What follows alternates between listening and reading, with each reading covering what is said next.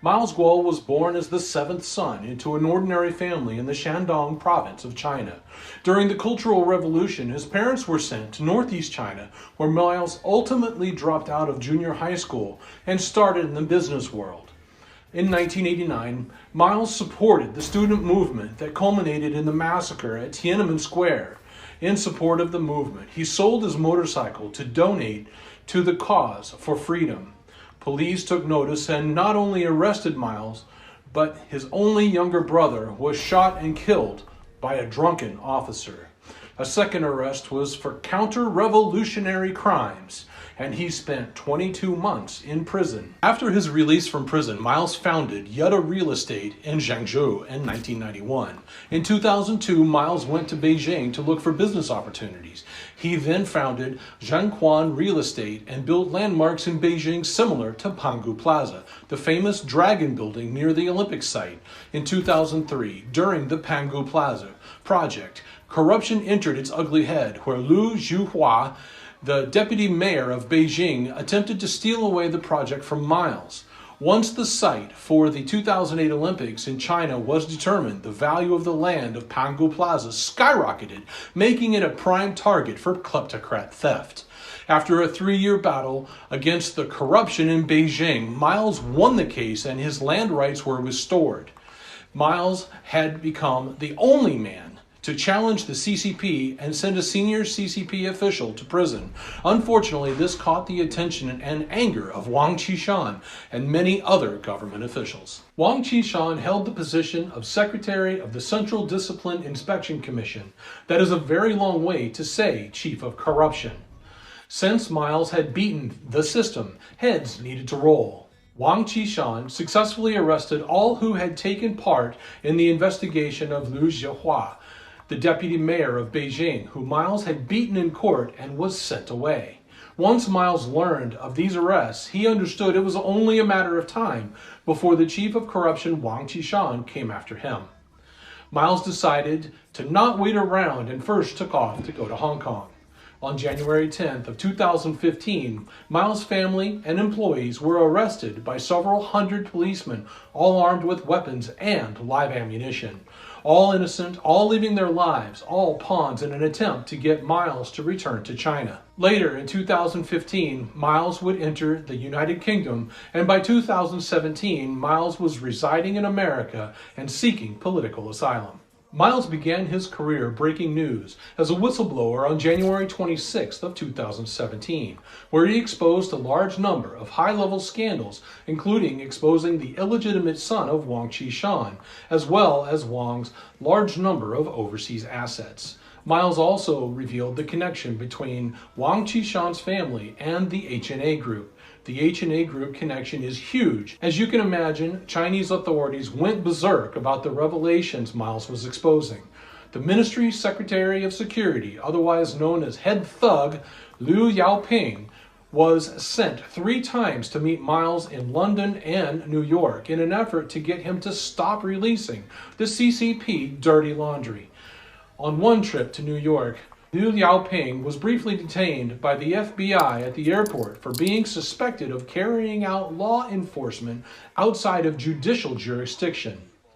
He was released quickly and returned to China. With their intimidation tactics not working, the CCP stepped up their evil game by releasing videos to discredit Miles in a number of ways. This is typical for the CCP as it is part of their BGY plan. The B is to attack status and tarnish a reputation in a number of ways. In one video titled The 3 Streaks, Miles was described as being sexually impotent and a rapist who did all kinds of evil things. A critical viewer might see this nonsense and ask, how can that be possible? Then you realize the CCP reacts like a petulant child who has just had a toy taken away. Other videos include kangaroo court hearing recordings of Miles' family members who were also innocent and being persecuted for CCP evils. These videos all ran in China to smear Miles' name as well as his family, and the CCP was about to go international. On the very important day of April 19th, 2017, during an interview with Voice of America, about an hour and a half into the interview and just at the point where Miles began to mention the corruption of Wang Qishan, the broadcast was cut off. Voice of America is a state-owned international radio broadcaster, and the show is translated to 40 languages. What seems to have taken place is the show was previewed by VOA on April 14th as an exclusive interview with Miles revealing he would expose information about the Chinese political scene. On April 16th, the CCP got their knickers twisted, and the Chinese Ministry of Foreign Affairs summoned the director of VOA's Beijing branch to prevent the interview from happening. The CCP is scrambling to ensure no interview takes place. On April 17th, the Dalian Public Security Bureau in Liaoning Province, China, issued a red warrant for Miles based on false information. On April 18th, the CCP smeared Miles by issuing a red notice through Interpol based on fabricated crimes. Also on April 18th, Pax Shanweijian filed a lawsuit against Miles claiming an unpaid $30 million loan that Miles had guaranteed and repaid. And finally, on April 19th, the VOA interview scheduled for 3 hours was cut off at the hour and 20-minute mark. Video record of the interview clearly displays a woman in the background signaling that the interview must be cut off. The terror of the CCP continues as they work to silence Miles further. On October 4th of 2017, where a speech was scheduled to be delivered at the Hudson Institute in Washington, D.C. The Hudson Institute is a conservative think tank and should be just the place for shining the light on the evils of the CCP. Unfortunately, the Hudson Institute caved to threats posted by hackers, no doubt sponsored by the CCP. Many are already aware of the Water Army, who make their living by posting on social media to influence whatever subject they are targeted to that day. At about 7 cents a post, these Water Army soldiers get wealthy by making threats and spreading lies. The CCP also used super thief Joe Low, who stole $4.5 billion from Malaysia, to attempt to get Miles returned to China. This amazing story is straight out of a spy novel. Joe Low came to America to buy influence. He got himself associated with people in the music and movie industries and dated supermodels. Low completely financed the Leo DiCaprio film The Wolf of Wall Street, became close with Pras Michel of the Fugees, and made outrageously expensive purchases, all on stolen money from Malaysia. Through Pras Michel, he donated millions in illegal campaign contributions to the Obama administration and introduced Pras to Sun Lijun, a CCP official who desperately wanted Miles' return to China. Turns out Joe Low is the illegitimate son of Meng Jiangzhu, a Chinese intelligence coordinator who is closely tied with Wang Qishan. As you can see, things are coming full circle. Meng Jiangzhu sends his thief illegitimate son, Joe Low, to America to spread around some cash and buy influence. Ultimately, his spending bought him Pras Michel for about $100 million. Elliot Brody was promised as much as $75 million to ensure the return of Miles to China, and George Higginbotham bribed with $40 million. All these actions were an effort to get close to the Trump administration in order to influence Trump to send Miles back to China. When Xi Jinping met with Trump, one of the first questions asked was would he send Miles back to China. Xi even offered to sweeten the deal by sending all detained Americans home. Trump refused. The CCP would start their next wave of attack in the form of lawfare. Frivolous lawsuits filled the dockets of courthouses in an attempt to drain Miles of his wealth and exhaust him with proceedings he would have to attend. One case in particular was the PAG case. It lasted 5 years, and for a $30 million contract, Miles was ordered by an American judge to pay $260 million to PAG. Keep in mind, this was for a $30 million loan. that Miles had paid back in full, and a judge ruled against him. This case should have never been tried in America because the loan was done in a foreign country, so America had no standing. Yet a Cayman Island-registered, Hong Kong-based private equity firm was allowed to bring the suit here. Injustice at its best. Next, the CCP just got stupid and issued a 60 billion renminbi fine. This converts to about 8.6 billion US, the highest ever since the founding of the People's Republic of China. On November 20th, 2018, Miles was instrumental in the forming of both Rule of Law Foundation and Rule of Law Society.